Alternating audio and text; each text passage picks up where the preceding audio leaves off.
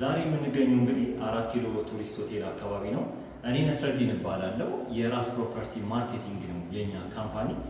አሁን የማሳያችሁ ቤት ባለ 2 መኝታ የራሱ የሆነ ዲጂታል ካርታ ያለው G+10 ነው። ከላይ ቴራስ አላቸው፣ በቂ ፓርኪንግ አለው ይሄ አፓርትመንት። ሌላው ደግሞ እዚህ አፓርትመንት ላይ ቤት ውስጥ እስከምንገባ ድረስ 2 ሊፍቶች 2 ደረጃዎች ይኖሩታል። አንደኛው ደረጃ እዚህ ጋር የምትመለከቱት ነው። ይሄ ደረጃ በግራናይት ያለቀ ሲሆን ትሬዱና ራይዘሩ ማለት ነው። እንዲሁም የፈለጋችሁትን እቃ ለማጓጓዝ ምቹ ነው፣ ሰፊ ነው፣ ረዥም ነው። ምንም አይነት እቃ ብታመጡ በዚህ በኩል ማለፍ ይችላል። ሁለተኛው ደረጃ ደግሞ በሌላ ዊንግ በኩል አለ እና ይሄ አፓርትመንት በአጠቃላይ 2 ደረጃ አለው ማለት ነው። ሌላኛው ደግሞ ምንድነው እዚህ ጋር የምንመለከተው ሊፍት ነው። ይሄ ሆስፒታሊቲ ሊፍት ነው፣ በጣም ሰፊ ሊፍት ነው። በዚህ ሊፍት በነገራችን ላይ እቃ ማጓጓዝ ይችላል። እንዲሁም በርከት ያሉ ሰዎችን ከ15 በላይ ሰዎች መያዝ ይችላል ማለት ነው። አሁን የምንመለከተው ወደ ቤት ውስጥ ነው የምንገባው። እንግዲህ አንድ ፍሎር ላይ ይሄ አፓርትመንት አንድ ፍሎር ላይ የምናገኘው 5 አባወራ ነው። ይህ ብሎ ማለት ምንድነው አፓርትመንቱ ቢልታፑ ህንፃ ያረፈበት ቢልታፕ በጣም ሰፊ ነው ማለት ነው። እና አሁን እስቲ ወደ ቤቱ ደግሞ እየገባን ያሉትን ነገሮች አሳያችኋለሁ። እንግዲህ ልክ እንደገባን ያው በር አለ። በሩ በነገራችን ላይ ቪክቶር በር ነው። የመሬቱ ደግሞ ሴራሚክ ፐርኪ ነው። የሴራሚክ ፐርኪ ነው የመሬቱ ሴራሚክ፣ ቆንጆ ፐርኪ ነው ማለት ነው። እና ወደዚህ ስንገባ እዚህ ጋር የምናገኘው ኪችኑ ነው። ይሄ ኪችን እንግዲህ እንደምትመለከቱት ሙሉ ለሙሉ ያለቀለት ኪችን ነው። እናንተ እቃችሁን ብቻ ነው ይዛችሁ የምትገቡት። ወደ በግምት 16 ካሬ አካባቢ ነው የሚሆነው ይሄ ኪችን። ያ ብሎ ማለት ምንድነው በጣም ሰፊ ነው። ለስቶርም ይሆናል እና የተለያዩ እቃዎችን ለማስቀመጥ ይሆናል ከኪችንነቱ ሌላ ማለት ነው።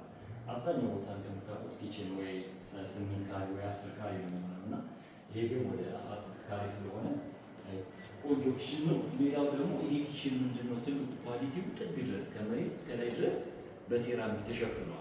አብዛኛው ጊዜ እንደምታውቁት ኪችን መሀከል ላይ ብቻ ነው ሴራሚክ የሚሆነው፣ ሌላው ጂፕሰም ነው። ይሄ ግን ሙሉ ለሙሉ በሴራሚክ ተሸፍነዋል ማለት ነው እና እሱ ለቤቱ ውበት ሰጥቶታል። የተለያዩ ሽታዎች እንዳይኖሩ እንዲሁም ቆሻሻ ነገሮች ግድግዳው ላይ እንዳይታዩ ኪችን እንደመሆኑ ቆንጆ ነው ማለት ነው። አሁን ደግሞ የምናየው ወደ ሳሎኑ ነው የምንገባው።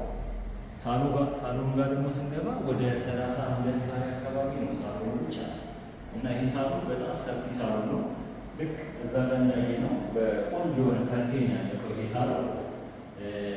ሲሊንግ ሃይቱ በነገራችን ላይ እንደምታዩት ይሄ ሲሊንግ ሃይት አሁን ፍሎር ፊኒሺንግ ወይ ፌፎ አልቆ ወደ 3 ሜትር ከ10 አካባቢ ነው አሁን ባለበት ደረጃ ማለት ነው። እና አብዛኛው ጊዜ ቤቶች እንግዲህ አንደኛ ኳሊቲያቸው የሚታዩ ሲሊንግ ሃይታቸው ከፍተኛ ሲሆን ከኮስት አንጻር እንደ ገንቢውም ኮስት ስለሆነ ሲሊንግ ሃይቱ ሲጨምር፣ ምክንያቱም ብሎኬቱ ይጨምራል አሸዋ ሲሚንቶ ስለሚጨምር በዚህ ልክ ፌፎ አልቆ 3 ሜትር ከ10 ማግኘት ብሎ ማለት በጣም ቆንጆ ነው።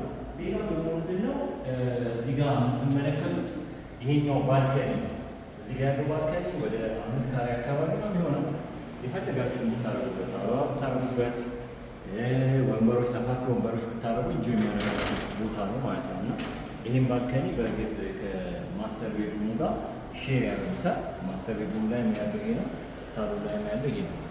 ሌላው ደግሞ ነግራችሁ ምንድነው ይሄ ቤት ወደ ሰሜን ነው የዞረው፣ ኖርዝ ነው የዞረው፣ ወደ ፀሐይ መውጫ ነው የዞረው ማለት ነው። እና ሁሌ የጠዋት ፀሐይ ነው የሚያገኘው ማለት ነው። ወደ ዋናው አስፋልት ነው የሚያገኝ፣ ወደዛ ደግሞ ወደ አምባሳደር ፓርክ ነው የሚያገኝ፣ ወደ አምባሳደር ፓርክ ነው የሚያገኝ፣ ወደ አምባሳደር ፓርክ ነው የሚያገኝ። እና ይሄን ይመስላል የሳሎኑ ማለት ነው። ለምሳሌ ሳሎኑ አሁን እዚህ ጋር ዳይኒንግ ቢኖር እዛ ጋር ደግሞ ሶፋ ይኖራል። ስለዚህ ይሄ ቤት በደንብ ስፔስ ይኖራል ማለት ነው። እንደፈለጋችሁ ወኪንግ የምታደርጉበት ስፔስ ይኖራል ከሶፋና ከዳይኒንግ ሌላ ማለት ነው። ምክንያቱም ሳሎኑ በጣም ሰፊ ስለሆነ ማለት ነው እና በጣም የሚያምር ቤት ነው።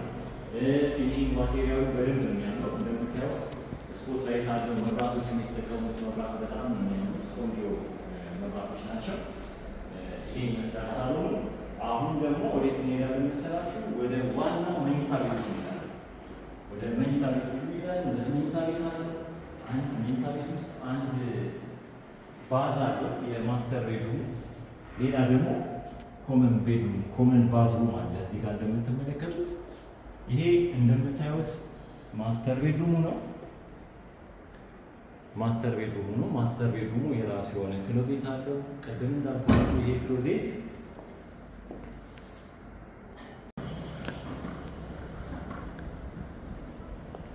ይሄ እንግዲህ ቴራሱ ላይ ነው ያለ ነው። የሚገርም ቴራስ ነው። የራሱ የሆነ ቆጣሪዎች አሉት። ሙሉ ከተማውን ነው የምናየው በቴራሱ።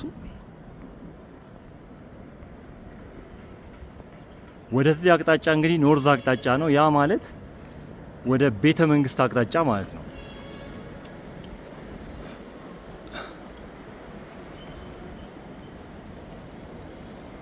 ቤተ መንግስት፣ ዩኒቲ ፓርክ፣ ቤተ መንግስት፣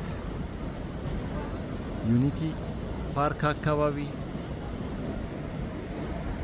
አብረሆት ቤተ መጻሕፍት፣ ወደ ስላሴ፣ ይሄ ወደ 4 ኪሎ ቱሪስት ጋር ማለት ነው። ያው የምትመለከቱት ትምህርት ሚኒስቴር ግቢን ነው። ይሄኛው ወደ ፒያሳ የሚወስደው ወደ ሰብለ አሳ ቤት አካባቢ ነው።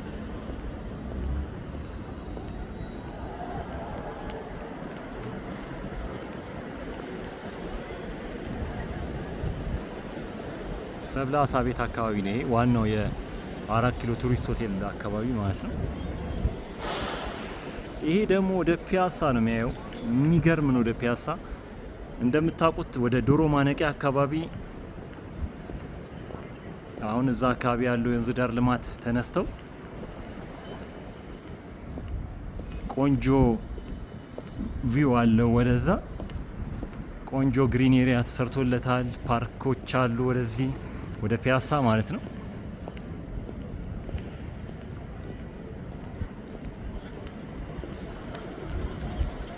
ይሄ ማለት ነው። በጣም ነው የሚያምረው።